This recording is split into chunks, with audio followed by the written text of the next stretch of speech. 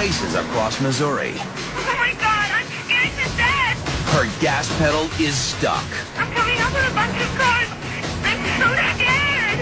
She hits the brakes. But with the 175 horsepower engine redlining at 7,000 RPMs, the brakes do nothing to slow the SUV. Oh God, I have two semis going 108 miles an hour. 108 miles an hour. Police converge, hoping to warn other drivers ahead. But with speeds nearing 120, they struggle to even keep pace. It's time to buckle up. Grab the wheel and see if you have what it takes to steer clear of certain death. What would you do? A. Use the emergency brake and steer onto the shoulder.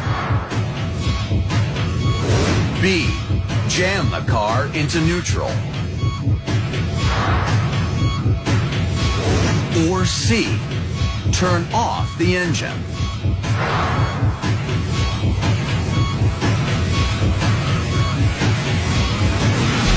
Here's what you should consider. Your brake pedal is useless, and you're screaming down the highway at 120 miles per hour. That's like falling toward the earth at terminal velocity.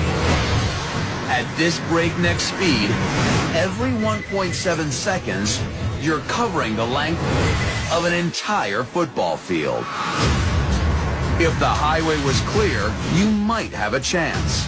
But with rush hour approaching, the traffic ahead will only get worse.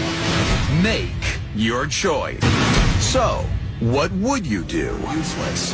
You might choose to engage the emergency brake and steer onto the shoulder to slow your momentum.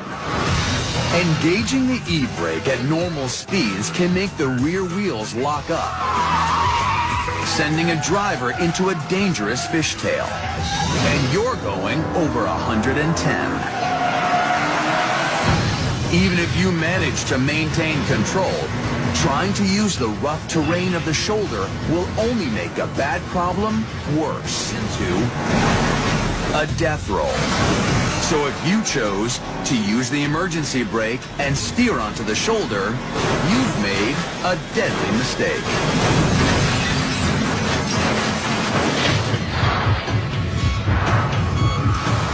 You could turn off the engine and try to steer it to safety. But is this really your best move? Turn off the ignition and the steering wheel could lock. As you decelerate, you'd be unable to change direction, leaving you helpless to avoid the inevitable.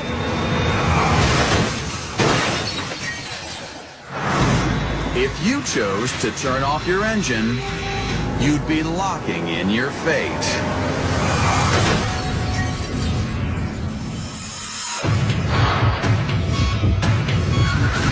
If you want to survive this terrifying death ride, the best thing to do is jam the car into neutral.